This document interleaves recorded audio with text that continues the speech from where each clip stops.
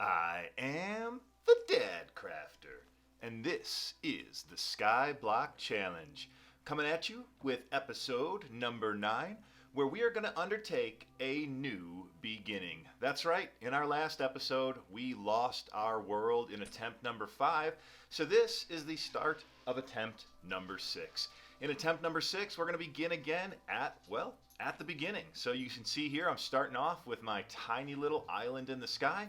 First things first, going to go ahead and build that cobblestone generator. The thing that got me in so much trouble last time, when I turned my only source of lava into a block of obsidian. We're going to try not to do that this time, so you're going to see I'm going to take some extra precautions this time around to make sure that I don't turn my precious lava into obsidian. But the first thing I need to do, like always with any Skyblock challenge, is to expand my island enough that I can chop down that first tree without losing any of the pieces. I don't want to lose the wood because I need that first wood to make my first pickaxe, make my first crafting table so I can make a pickaxe, but then I don't want to lose the saplings either. So first, going to surround it with a little bit of dirt here, just so that I can break these first couple blocks of wood and make sure that I get the logs to turn into planks, to turn into a crafting table, to turn into a pickaxe, so I can go ahead and harvest that first piece of cobblestone. Get a couple pieces of cobblestone, and then we'll make ourselves a stone pickaxe, and from there we'll be off to the races. We'll start expanding our island with slabs. We'll start making it so we can actually chop down this tree, get some saplings, hopefully, and grow some more trees. Now, my kids were incredibly disappointed when they heard the news about attempt number 5. I saw that quite a few in the comments were devastated as well, and let me be the first to tell you, I am devastated. So my goal for today, my goal for this episode, is to get myself caught up to where I was in attempt number 5. And for those who don't know, in attempt number 5, we had gotten pretty far. We had a whole stable full of pigs just waiting for lightning. There were 3 lightning rods in that stable, and they were just waiting for a lightning strike to turn them into zombified piglins. Those zombified piglins, of course, are important because that's what I'm going to use to get gold so that I can meet one of my goals, which is to convert some zombie villagers into regular villagers. That's important because I need to breed villagers as one of my goals.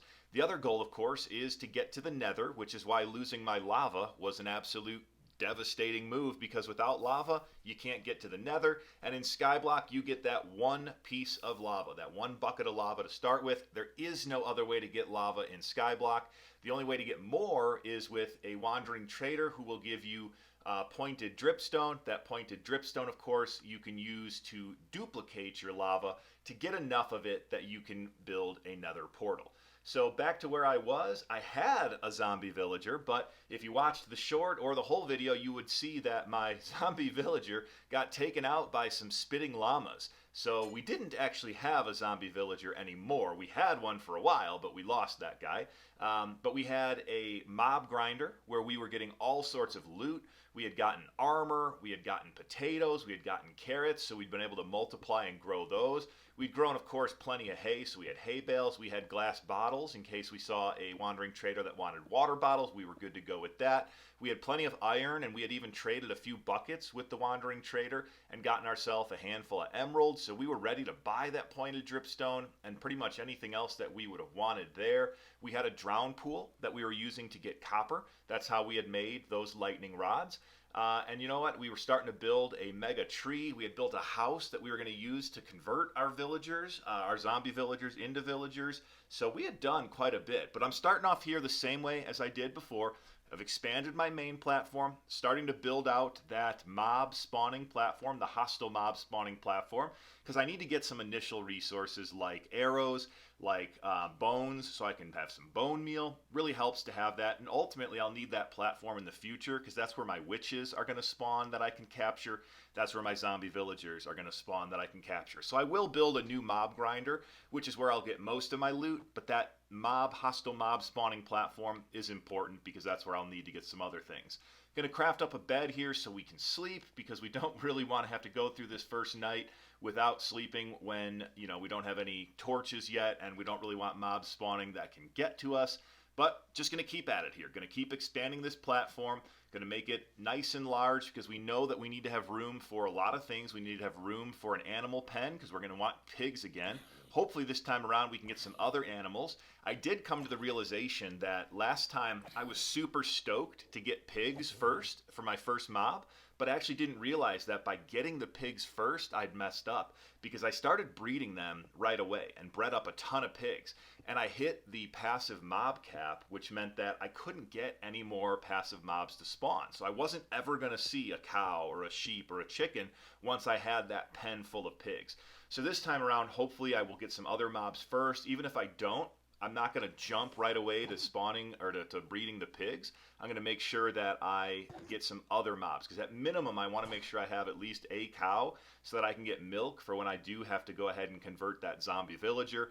Odds are I'm going to get hit with a few curses from a witch, so I'm going to want to make sure that I have milk to drink to get rid of those curses, because this is hardcore Minecraft. And we also have that third goal, just a little goal, nothing too big deal, but that third goal, of course, is to survive long enough to achieve the first two goals. So we need to make sure that we don't get killed by a witch when we're attempting to convert our zombie villagers into villagers.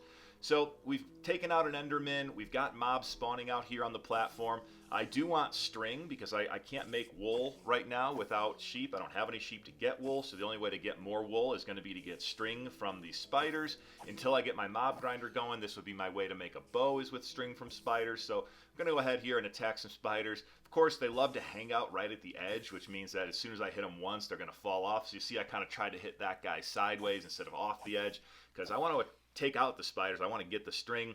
Boom, got a few there. But the biggest thing that I'm doing here early on in this world is mining cobblestone. I've got a cobblestone generator. I need a lot of cobblestone. If I'm going to build my mob grinder, if I'm going to keep expanding my island, if I'm going to build a house like I had before, all of those things require a ton of cobblestone.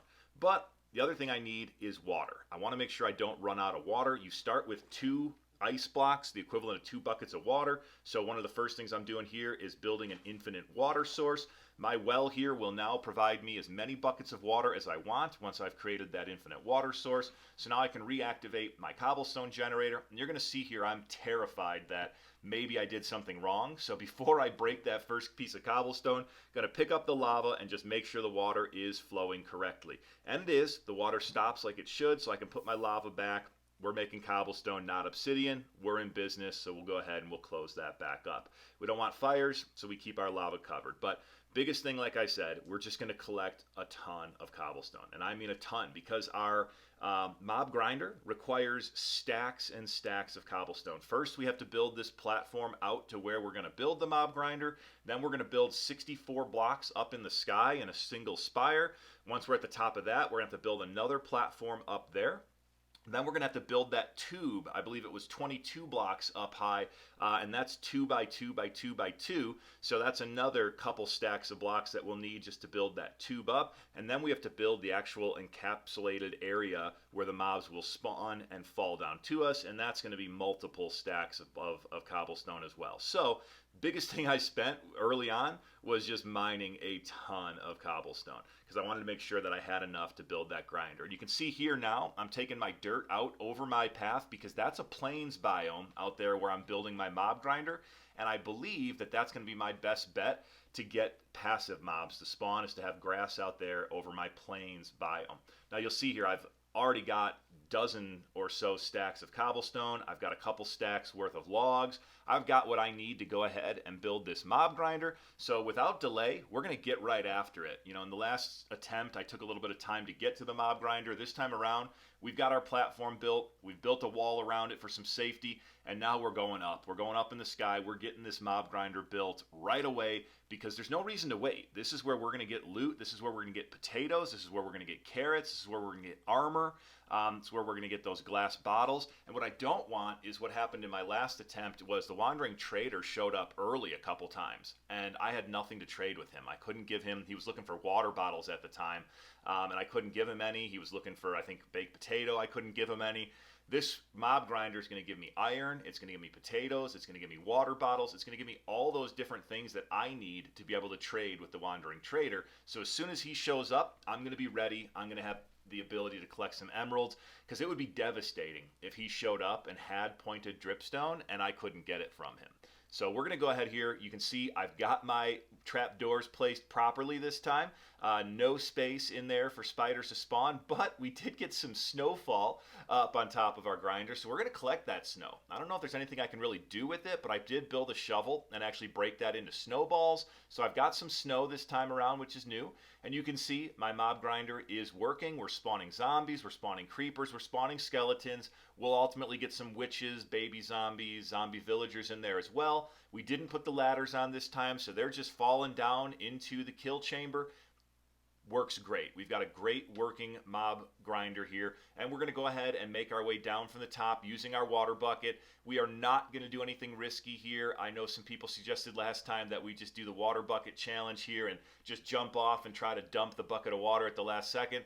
Not my style, and definitely not my style in a hardcore world. So we just dropped a bucket of water over the edge and then collected it on our way down, and no issues there. We were off to the races. And we've got mobs fallen already, so we take some of those out. Already got some arrows, some bones, some rotten flesh, and now it's time to just go ahead and build out this upper platform. Now, if you remember last time I had built those open bookshelves, I really liked those. I thought that was a cool element to have a little area where I could show off all of the loot that I was collecting. So we're going to go ahead and we're going to do that same thing up here. We're going to strip some logs, we're going to build out those open bookshelves and give ourselves a space to display all of the cool stuff that we find. We're also going to build some chests up here. We want to be able to capture, collect all the resources that we get. A lot of it's going to be rotten flesh. A lot of it's going to be gunpowder. Not really much we can do with either of those things. Even once we get villagers, I'm not going to be able to build a brewing stand in order to get a cleric villager. So trading rotten flesh isn't really going to be a thing. Maybe much later, like once I get to the Nether. But by that point, most likely I'll have achieved both my goals unless I somehow get to the Nether way before I can, get my zombie villagers converted. But I doubt that. Most likely we're going to be, similar timing, at least is my guess. So don't expect to have a cleric, don't have a need for rotten flesh. So we'll save a little bit just in case, but we're not going to collect a ton of that. Gunpowder is useless. I'm not going to get an elytra, I don't know which way you say it. Elytra maybe. We're not going to get one of those fly-in capes. And we're not going to need fireworks. We're certainly not going to need TNT. So gunpowder, kind of useless here. But what we do want is the bones, because bone meal is huge. It's going to let me multiply my carrots, my potatoes. It's going to let me grow more wheat. We are going to want arrows, because shooting with a bone arrow is definitely safer than killing things with a sword. So we're going to want to have plenty of arrows. We're going to want the stuff the witch drops, mostly their water bottles and the sugar that they drop, and then spider eyes, because we do start with one brown mushroom, which we'll go ahead at some point and multiply into multiple brown mushrooms so that we can make fermented spider eyes, because that's something else that the Wandering Trader will trade us for. So going to be messing with my mob grinder quite a bit here. You're going to see that that's really the way I'm going to spend a lot of time in this first episode, is going to be grinding mobs. And there we go, just like that. We've got our first iron ingot. That's a big find. Iron is what we're going to need to create buckets. Wandering Traders love buckets. It's also what we're going to need to create a cauldron. We're going to want to craft a cauldron in order to collect lava once we get that pointed dripstone. And you can see here I've already got some sugar, some redstone, some glowstone from the witch, and of course that first iron ingot that I'm going to need for all sorts of things. And even you can make armor and tools. So there's never an amount of iron ingots that you don't want. As many as you can get is how many you want. You saw me down there busting up some more cobblestone. I'm going through swords like crazy as I'm fighting with these mobs here in my grinder. Even though they're half dead by the time I start hitting them, I still go through swords pretty quickly. So I need to have a good supply of cobblestone up here with me just to keep taking them out. You'll see we did have a chicken jockey in our grinder, and it's almost impossible to get the chicken out of there without getting yourself killed. So I don't even try. I just go ahead and take them out. But that does mean that I get some chicken and some feathers, and you can see I'm starting to decorate my wall there with all of the various things that I'm finding in my grinding adventure here. So we're going to keep grinding away at this mob grinder. There's no reason to really do much else at this point until we get some of those resources, like the carrot that I just found. That's a huge find, because one carrot can be turned into unlimited carrots using the bone meal that I'm getting from these skeletons. And boom, right there, this witch was kind enough to drop me some empty glass bottles as well as a healing potion. So we'll go ahead and add those to my wall as well. Another couple great finds there from the mob grinder. So you can see we're already starting to collect all sorts of cool things that we need, all sorts of the stuff that we had in our last attempt, but that we have no longer had at the start here. And just like that, we've got our first potato. So we now have a potato and a carrot, and it's time to head on down to the farm and start multiplying those carrots and potatoes. So we'll plant one of each, and we will bone meal those, and that's going to give us 3 of each. And then from there, we're off to the races, and we can just start turning those carrots and potatoes into as many carrots or potatoes as we want. And what I always do is I take one of each at least and throw it in the chest, so that if I start getting hungry later and I'm eating stuff and I accidentally eat my last one, I don't run out. And it actually looks like I got 4 and 5 on there on that first go around. But like I said, multiplying, bone mealing, planting until we've got a full stack of carrots and a full stack of potatoes and then some. So we'll store some away for safekeeping. And we're back to the mob grinder, because again, I think at this point we've only got about 2 iron ingots, and we want as many of those as we can get. We want to have enough to make buckets, and of course we want to start collecting armor. And right there we got our first piece of gold armor, so we'll go ahead and throw that on the wall. Now if we don't end up getting pigs, or if we don't ever get a lightning strike, the other way we can get the gold that we need for golden apples is through our mob grinder. We can get enough gold armor, smelt it down into gold nuggets. Just a really slow process, because we need 16 iron ingots, and you need 9 gold nuggets per iron ingot. So it's quite a few pieces of armor that you're going to need to collect in order to do that. So at this point, I noticed a lot of you in the comments were saying that I built my cobblestone generator in a way that's just putting too much risk out there. And my son actually was saying the exact same thing. He was trying to suggest that, you know, if I put my lava up higher and then let it flow into the water, it would eliminate that risk of the water flowing into the lava. So here I am experimenting to see, like, is that the best way to go about it? If I just elevate that lava 1 block, will I eliminate the risk of having the water flow into my lava? Because at this point, I've now got my world pretty far along, and I don't want to have the same thing happen that happened last time, where I lost my world because of obsidian taking over my lava. So you can see here, putting the lava up, it worked. It got it out of the way of the water, and it made it so that, you know, the lava won't end up getting covered or getting converted. But it leaves you that like flow of lava exposed that I couldn't really do away with. And that's when I remembered and saw a couple of you comment that a waterlogged stair is actually the best way to make a cobblestone generator, because there is no way that water's flowing away from the lava, and there's a stair block in between the lava and the water.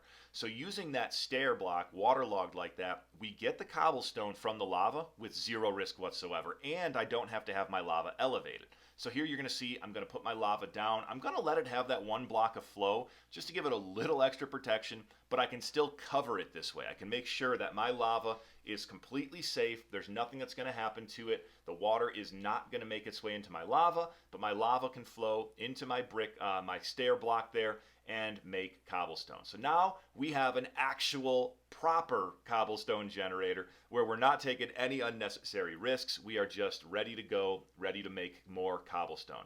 At this point, it's time to build out that drown pool, because I do want copper so I can make a lightning rod or 2. I can get copper from the copper armor that drops, but again, same thing as with the gold. You need 9 pieces of armor to get 9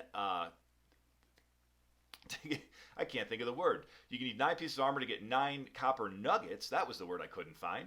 Those 9 copper nuggets then, of course, make you 1 copper ingot, and you need 3 of those to make a lightning rod. So more efficient to just use drowns, who will drop 1 every once in a while. I get plenty of zombies out here on the platform. So we'll go ahead. We built down underneath the platform, main platform, a few blocks. Always a little precarious going underneath the world like that. But we got our drown pool built. We'll fill it with water, and it takes almost no time at all from here for us to get our first zombie. And zombies will wander into this pool without any delay, and then they will quickly thereafter convert into drowns.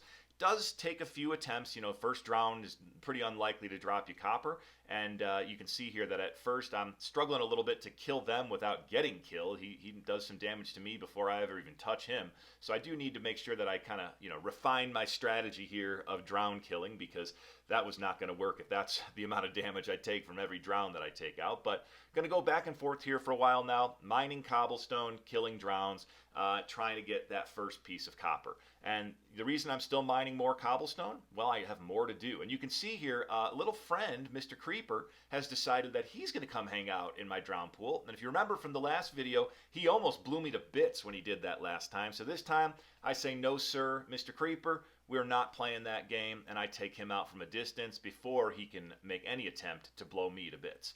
And at this point, it's time to go ahead and do a little more expansion. Remember, we need a place to put animals. We're hoping to get pigs. We're hoping to get cows. I'd like to get some sheep, but in order to have them, we need somewhere to put them. So we're going to expand our island once again. We're going to build out to the side here. We're going to build a fence around it so that we have a spot to actually store the animals. We'll break it up into a couple different corrals there. And then we're going to continue to expand the platform out towards our mob grinder because we also need a place to build that house. I want to have a house where I can put my zombie villagers when I find them, and then of course to put my witch when I find them as well. Zombie villagers will burn up in the daylight, so you can't just leave them out in a boat somewhere, or else you will end up with a dead zombie villager, which is not what I want. I want one that is living, breathing, and ready to be converted. So we'll build them a safe place. We'll build that same sort of a house where we can kind of have two sides to it to separate the witch and the villager, and then use that as a space to do the conversion. So we also made a little bit of adjustment to our passive mob platform because we weren't getting any drops. So we're trying, or drops, we weren't getting any spawns out there, no animals yet. So we go ahead and just kind of change that up as we get our first piece of copper armor to add to our wall. And we'll just keep kind of going back and forth here. We're going to grind mobs. We're going to expand our platform. We're going to look for drowns to spawn to try to get some more copper. And we're always keeping an eye out for two things: the wandering trader and any passive mob spawns. If we get either of those things, we're going to be a happy individual, and we will be able to go ahead and put those guys where we need them. Wandering trader, of course, we'll trade with. The passive mobs we'll put into our new corrals for our passive mobs. So going to keep grinding away up here because honestly at this point in the run there's just not a whole lot else for me to do while I'm waiting for certain things to happen. I'm waiting for those passive mobs to spawn. I'm waiting for the wandering trader to show up. I could build my house, and I will do that here soon, but you know, it's just kind of need to let some things happen first. But there we go, boom, just like that. I've got my first passive mob. Let's hope it's a couple of pigs, and we'll make our way down. And it is a pig, but it is a pig, and that's not really all that helpful. I mean, it's great, like I love to have a pig, but you can't breed one pig. I've actually never seen one pig spawn like that, but I think my platform maybe is a little small, hard to say, but I'm going to feed the pig so that he doesn't despawn on me because I don't want to lose him, but I'm going to try to rearrange my platform here, moving it out more into that plains biome, expanding it off the back because I think the direction that I had it was maybe not giving a big enough platform for a herd or a group of pigs to spawn. But the good news is we did get pigs, and like I said, I wasn't going to jump to breed them anyway, even if I got them first, so I'm okay that I just got the one, but it means that I'm back to the waiting game. I need more pigs before I can do anything. Now that I've gotten some armor for my wall, I'm ready to start smelting down the armor once I've got doubles. I just like to have one of each on the wall. I could always smelt it if I was like, I've got all that I need except for 4. I could smelt the 4 off the wall, but I think it's fun just to display the different things that I'm finding. You can see here I've got quite a few pieces of iron at this point. Looks like about 9 of them that I've found, so doing pretty good in that department. We've got enough now that we could make a cauldron if we got the pointed dripstone. But we're going to go back, mine some more cobblestone, and you guessed it, expand our platform. It's time just to give ourselves a little bit of breathing room out here.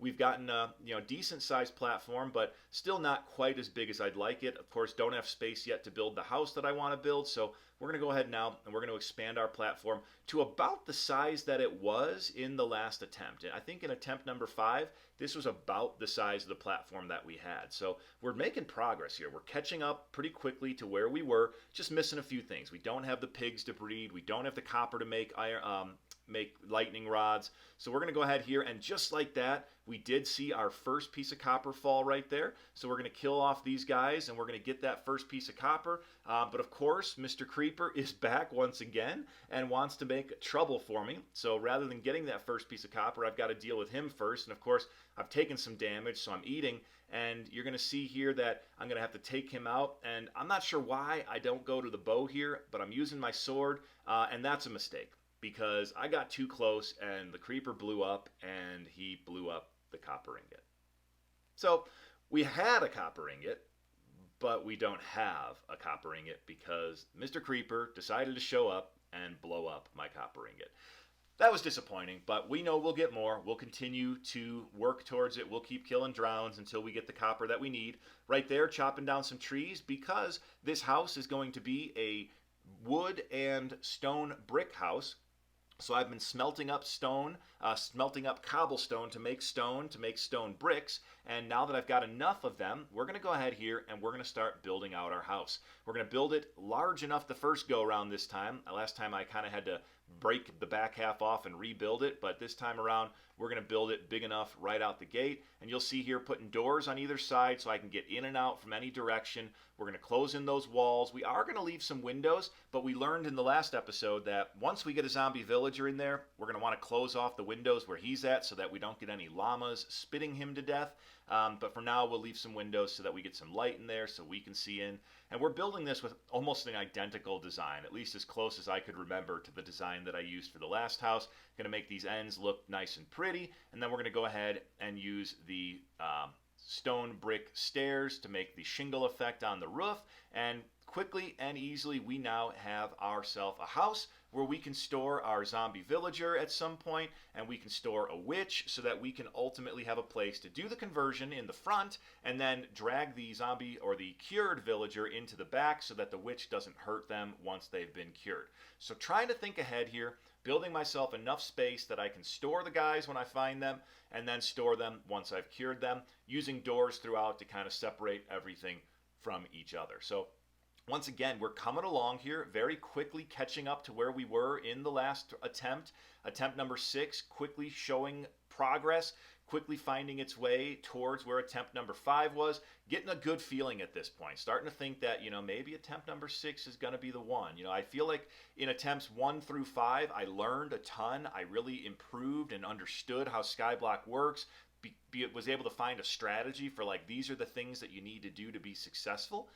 And now that that's happened, I feel like I know what I want to build here. I knew I wanted to build this house. I knew I wanted to build the mob grinder. I knew that I needed to find a way to make sure I didn't turn my lava into obsidian. So I've kind of accomplished and covered all those different things. I knew that I needed to build the drown pool to get the copper. So all these things kind of came together pretty quickly, pretty easily.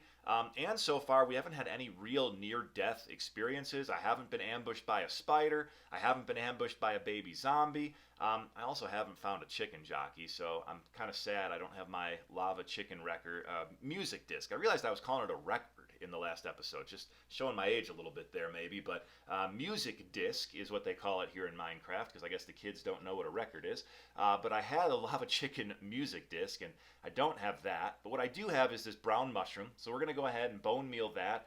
Again, I want to be ready when that wandering trader shows up. I don't think they despawn that quickly, but just in case, I want to make sure I have everything I can ready to trade with them so that whatever they're looking for, I've got it and I can get some emeralds. And one of the things he'll buy is a fermented spider eye. It's actually the thing I think he pays the most for, so I hope he wants fermented spider eyes. And I've got plenty of sugar at this point. I've got plenty of spider eyes. The only thing I need is the brown mushroom to be able to make a fermented spider eye. So now I've got plenty of brown mushrooms from this first mushroom, and I'm off to the races making some fermented spider eyes. So whatever that wandering trader wants when he does finally arrive, and I say finally because at this point we've yet to see a wandering trader, and I've been playing for quite a few hours at this point. I think we're probably already 4 hours into this world, into this attempt, and we have not seen a wandering trader. So he's got to be showing up sooner or later.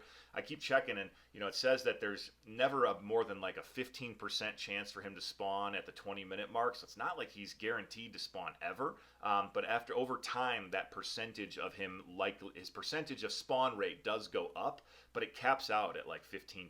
So we'll get him eventually. When we do, we want to make sure that we are fully ready to take advantage and get everything that we can from him in terms of emeralds and supplies that we want and need.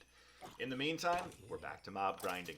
So what we're going to do here to kill time, we've got our house built, we've got our 1 pig, We've got our farm with our potatoes and our carrots, so there's not much else we need to do with that. But we are not getting passive mobs, and I'm starting to get frustrated with that. So I decided to try once again changing up my passive mob platform.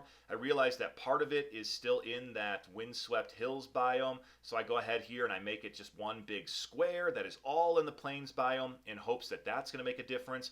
I start thinking that maybe I need to be in a separate chunk, like maybe I need to get into a new chunk than one that I've been in, because maybe that'll get some passive mobs to spawn. So what I'm doing here is I'm going to build out away from my platform a couple of chunks so that I can get a plains biome chunk that's not one that I've ever been in before. So my goal here is to try to now get my grass to grow way out here to this plains biome chunk. And I realized that first chunk that I skipped over was actually plains biome as well. So rather than having to grow the grass way out there, I decided I'll only grow it like kind of out there. But we've now expanded our platform even further, once again, expanding the platform to a new length out there to the one direction.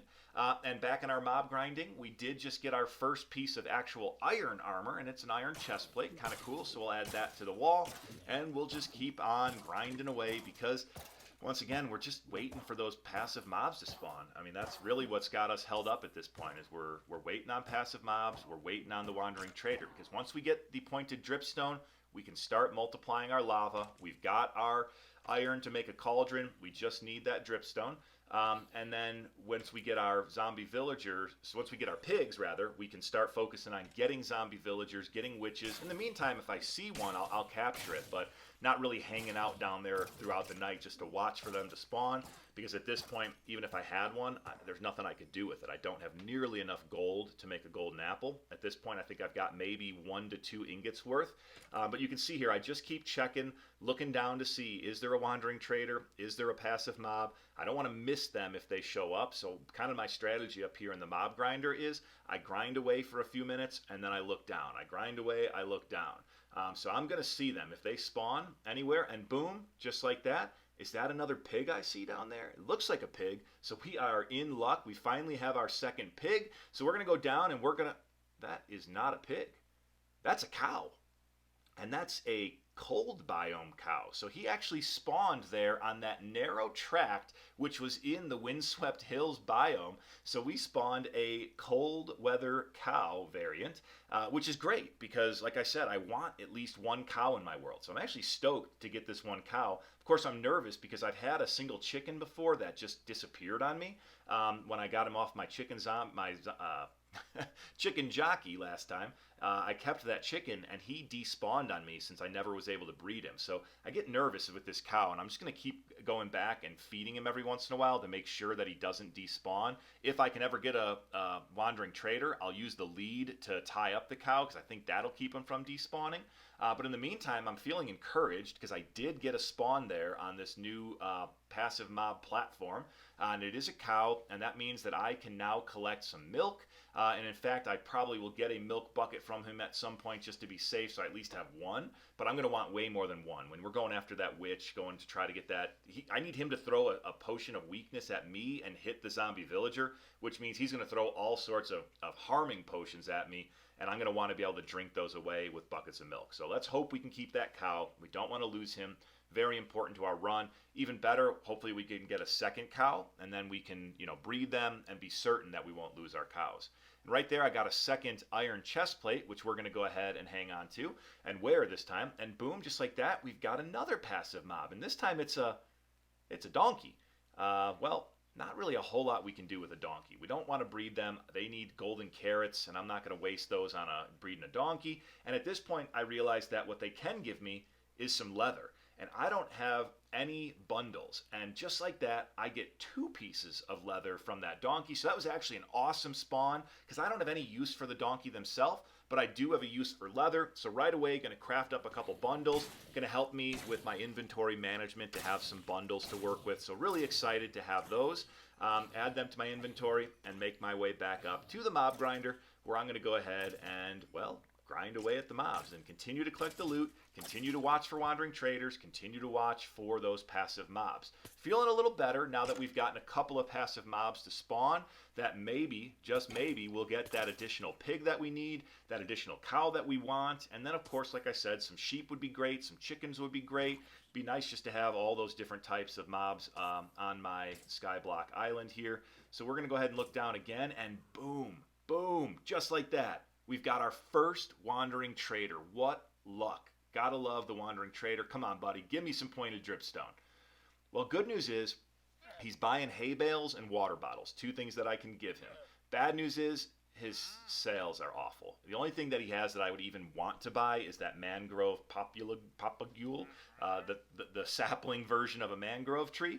Not sure how to say that word, but we can't afford it because he's only going to give me a total of 4 emeralds from the 2 hay bales that he'll buy and the 2 water bottles that he'll buy. So I'll sell him those hay bales, I'll get those 2 emeralds, and I'll sell him the 2 water bottles that he wants also, and I'll get those 2 other emeralds. So I'm going to get 4 emeralds, but I can't buy the sapling because that cost 5, and there's nothing else he has that is worth spending these precious emeralds on, when in the future I'd love to be able to buy an actual sapling from the guy if he has one, or of course the pointed dripstone. That is my ultimate goal with him, is pointed dripstone.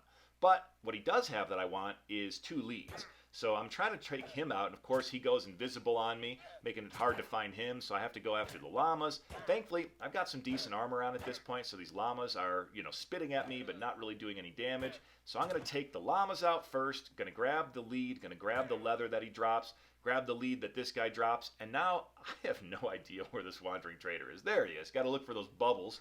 I do finally find him, and I just want to get rid of him because I don't want him taking up space in my world anymore at this point. And now that I have some leads, I'm going to go ahead and tie up this cow so that he doesn't despawn on me, because I don't want to lose my cow. I want to be able to get milk for the later witch fights that are inevitably going to happen. I'm going to go ahead and make a new bundle with the leather that I got, and it's happened. A spider has found his way over the wall and decided to attack me when I wasn't paying any attention.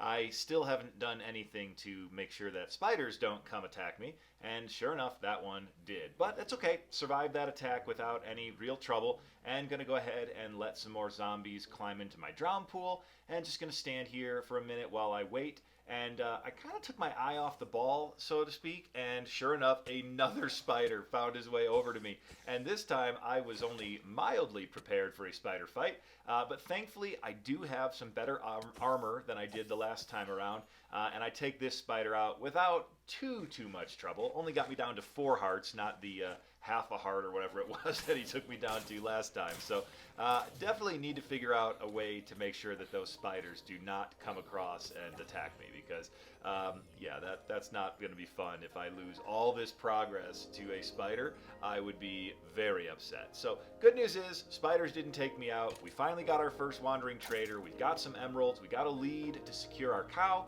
and we're back to grinding when we get some more passive mobs. And this time, it's a couple of them. And if I'm not mistaken, that is a handful of pigs and a black sheep.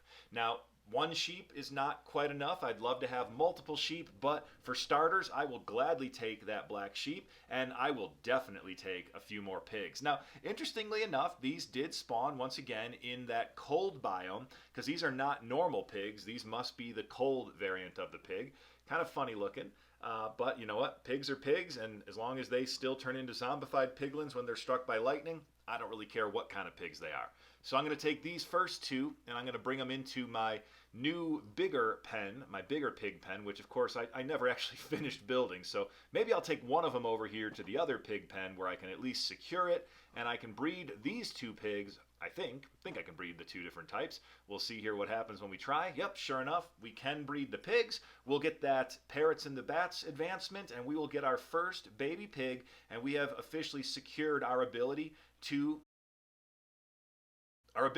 spawn many pigs and get the gold that we need eventually via a lightning strike.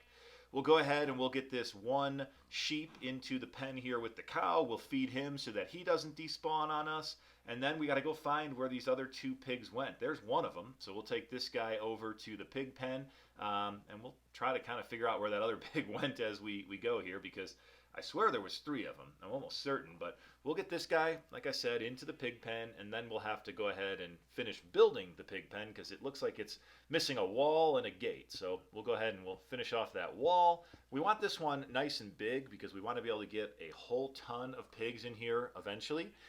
Still not sure that I want to start breeding pigs yet because I'd love to get another cow. I'd love to get another sheep, and there's that other pig. He somehow found his way inside my house here. So we'll go ahead and we'll get him through the door. Come on, piggy. He's not going to go through the door. Well, we're going to have to take out the wall because the pig won't go through the door. So we'll go ahead and we'll take out that wall, and we will get this pig to follow us through the opening.